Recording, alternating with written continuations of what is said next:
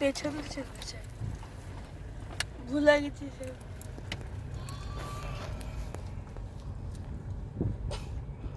এবার আমরা ছোটনাগপুর বিন্ধ্যা পর্বতের রেঞ্জ ছেড়ে আমরা বাতাজান কি লেখা ডিস্ট্রিক্টের নাম কি? সীমান্ত সমাপ নাকি সীমা সমাপ মোরলা 15 মহাবরী জেলা। এবার আমরা ছত্তিশগড়ে পৌঁছাই, মানে ঢুকলাম ছত্তিশগড় ডিস্ট্রিক্টে পড়লাম, এই ছত্তিশগড়। ছত্তিশগড় স্টেটে। ঘাট রোডে করে বেল বাঁধতে হবে বেশি করে। হ্যাঁ, এই ঘাট রোডে তোমাকে বেল বাঁধতে হবে ভালো করে। চলেছি আমরা কোরবার দিকে।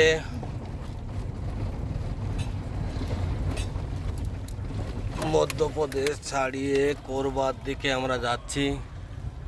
দুই দিকে পাহাড়ি রেঞ্জ, ক্যামেরাতে কেমন আছে জানি না। পাহাড়ের বিস্তীর্ণ পাহাড়ের উপর দিয়ে চলেছি আমরা।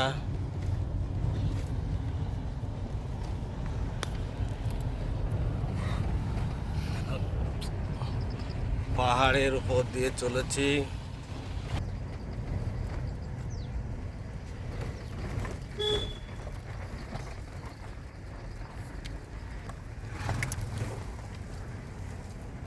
একটা পাহাড়ি রাস্তা দিয়ে আমরা নামছি,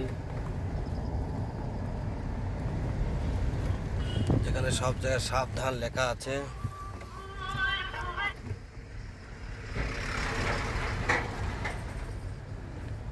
ছোটনাগপুর মালভূমি হতে পারে কিংবা বিন্ধ্যা পর্বত হতে পারে, তার উপর দিয়ে আমরা নামছি। কারণ অনেকটা রাস্তা পার করার পরে কোনো পাহাড় দিয়ে সমভূমিতে নামার, মোটামুটি সমভূমিতে নামার জায়গা।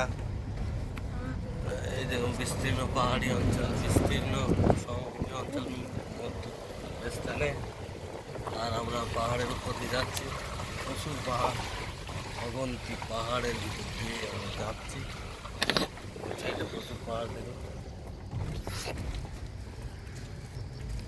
পাহাড়ের উপর দিয়ে জল আসছে, ঝর্ণায় যেমন আসে, পাহাড় ভেদ করে এই জলগুলো পড়ছে এই সাইড দিয়ে।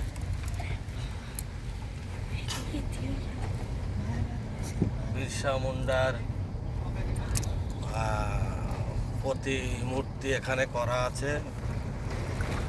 আমাদের যে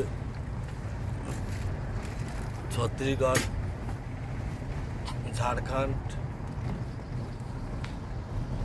যে ছোটনাগপুর মালভূমি অংশে যে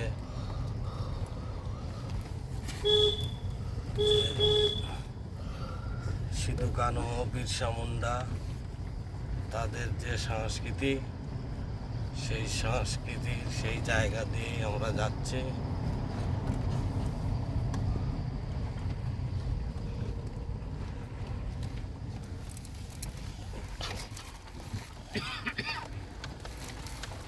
পাহাড়ি রাস্তা, রাস্তাঘাট, রাস্তার এই অংশ দেখাতে পারছি না ক্যামেরায়, যেহেতু এখান থেকে ক্যামেরাটা অনেক দূর করে তুলতে হচ্ছে। গাড়ির কাঁপুনি দেখে বুঝতে পারবেন। নেমে যাচ্ছি পাহাড় থেকে। পাহাড়ের এখানে শেষ নাই, সবই পাহাড়।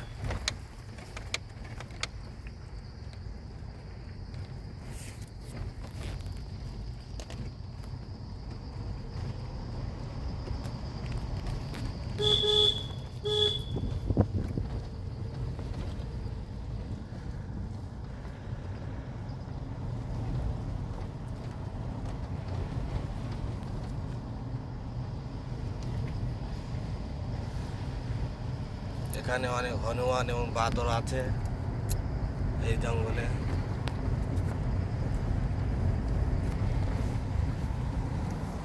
রতন ঘুমিয়ে গেছে, ও না ঘুমায়নি। আকাশ, ও মনে হয় না, ও ঘুমায়নি, কেউই ঘুমায়নি। যেহেতু রাস্তায় অনেকটা খারাপ, এই জন্য কেউ ঘুমায়নি। রাস্তা তুলতে পারছি কোথায়, আসা হচ্ছে। দেবা সব পাটা ছাড়া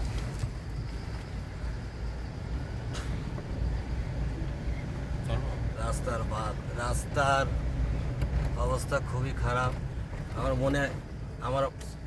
মনে হয় ছত্তিশগড়ে মনে হয় প্রবেশ করেছি, পোস্ট করে কি সঠিক জানি না এখনো। হয়তো 100 কিলোমিটার মতো করবা বাকি থাকে। কত কিলোমিটার বাকি আছে? 153 না, এক্ষুনি দেখলাম পোস্ট করে গিয়েছি। 53 কিলোমিটার হতেও পারে, অতটা তো মনে রাখার সময় না, কাগজে লিখে রেখেছিলাম। মানে 100 কিলোমিটার মধ্যে ছত্তিশগড়ে করবা পর্যন্ত চালাবো, এরকম একটাই ছিল।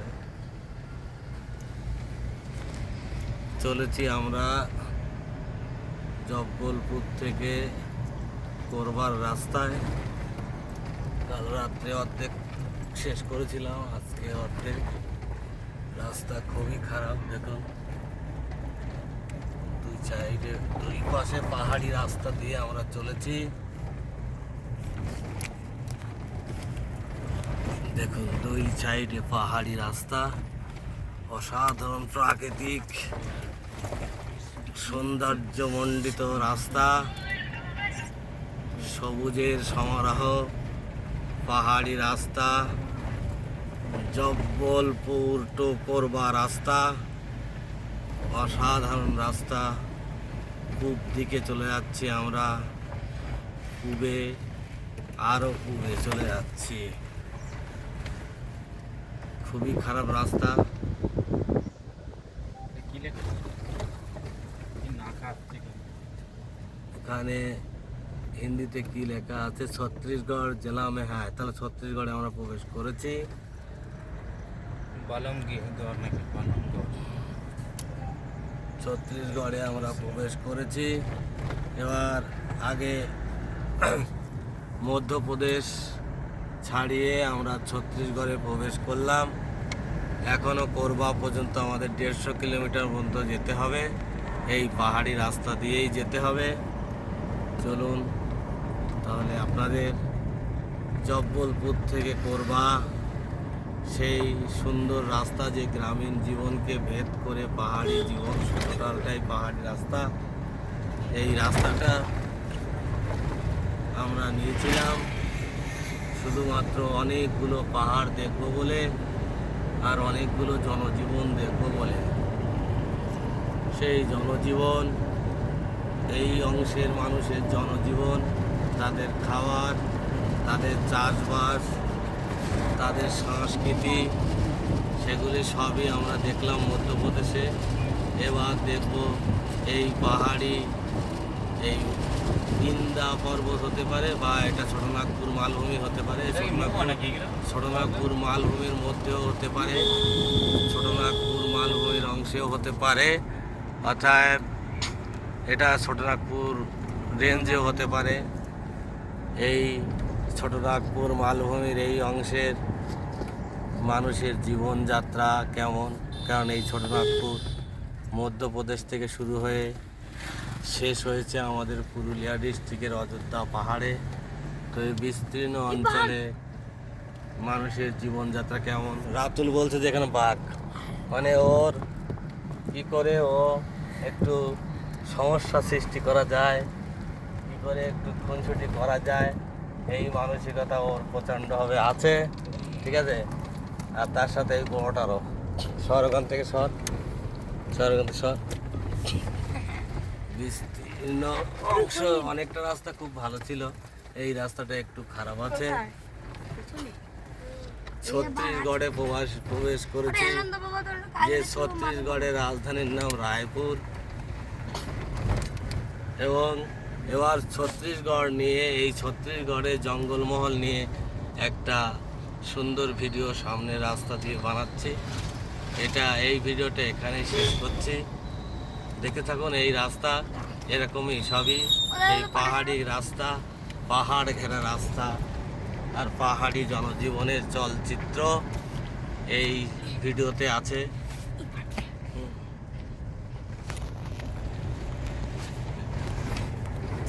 এই এত সুন্দর জায়গা, দুই সাইডে পাহাড় আর দুই সাইডে জঙ্গল। এই রাস্তা কি আর ভিডিও শেষ করতে ইচ্ছা হয় না। দেখুন একটা পাহাড় থেকে আরেকটা পাহাড়ে নামছি, অসাধারণে অনেক ঠান্ডা পড়েছে। আর আমাদের ওখানে এখনো গরম, এখনো বৃষ্টি হচ্ছে। আর এখানে দেখুন অনেক ঠান্ডা। আস্তে করে নামিয়ে দেওয়া তলায়, কারণ লরি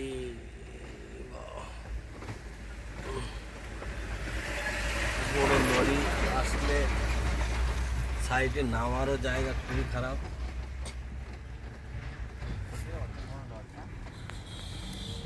এই এই যেগুলো এগুলো ছোটনাগপুর মালভূমিরই অংশ, কারণ ছোটনাগপুর মালভূমি মধ্যপ্রদেশ থেকেই শুরু হয়েছে, তাই এটা ছোটনাগপুর রেঞ্জের মধ্যেই পড়ে। আর এটা অমরকণ্টক, এটা অমরকণ্টক রেঞ্জের মধ্যেও আছে। চলেছি আমরা সেই জায়গা দিয়ে। দেখুন সুন্দর জায়গা, কিন্তু রাস্তা খুবই খারাপ। একটা জায়গায় যদি চাকা ফেসে যায় তোলা খুবই মুশকিল, এবং একটা গাড়ি আসলে আর একটা গাড়ি সাইড দেওয়ার জায়গার অভাব প্রচণ্ড আছে।